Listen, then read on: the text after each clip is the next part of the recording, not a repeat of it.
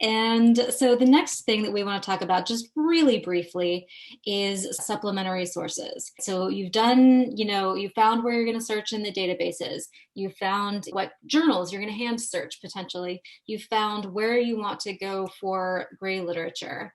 And then this forward and reverse citation searching is something that one you can do with these other systematic reviews that you've identified that are related, and you can go see what were their articles that they cited. You can do, and if you know this, I'm just going to go over it really quickly. Not everybody knows that you can do forward citation searching in Google Scholar as well. Let me just run a test search really quickly. You'll see that there's this cited by over here. And so you can always type in an article to see if there's been anything more recent. Once you've identified these are articles that I want to include, it's really helpful to do that reverse and forward citation searching on those particular articles as well.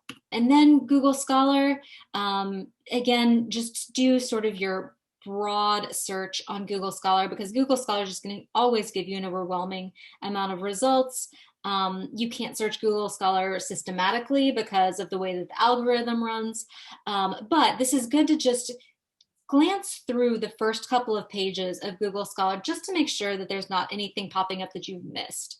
But definitely don't spend too much time worrying about Google Scholar. It's just one of those supplementary things that's a little bit helpful for you. And then this is one of my new favorite tools, is Web of Science. And I'm going to do a quick demo of what I mean in Web of Science. So Web of Science, if you're using it for your multidisciplinary database, that's great. You've already got your search strategy. You can use that. Even if you're not using Web of Science as one of your key databases, you can, oh, I should have signed in earlier. You can analyze search results. So if you wanted to just search a little bit more broadly, let me go to my saved searches here because I have a demo one. All right, rerun the search.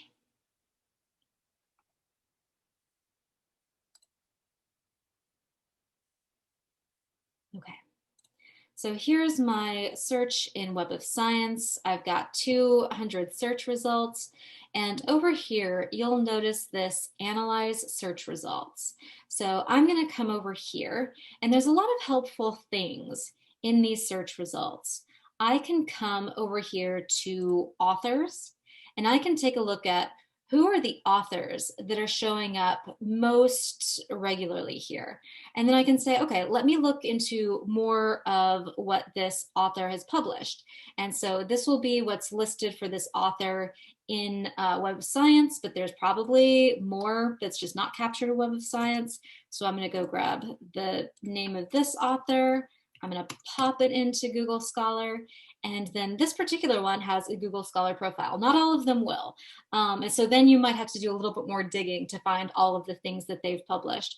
But for this particular one, this one's nice and easy. And I can go find all of the other things that this author has published and see if there's anything in here that I want to include in my search as well. You can also look at the journals that are popping up most often. And then you can see, okay, so International Journal of Environmental Research and Public Health, maybe I need to go do some hand searching that we've already talked about in that particular journal as well. Go to Ulrich's Web, see if it's indexed in any of those databases, and then do whatever hand searching I might need to do within that journal. And then you can do the same thing for, as Imelda was talking about in the gray literature conferences and other kinds of things, you can come over here and analyze meeting titles and see if this is identifying any of these types of things that you also want to do some hand searching in.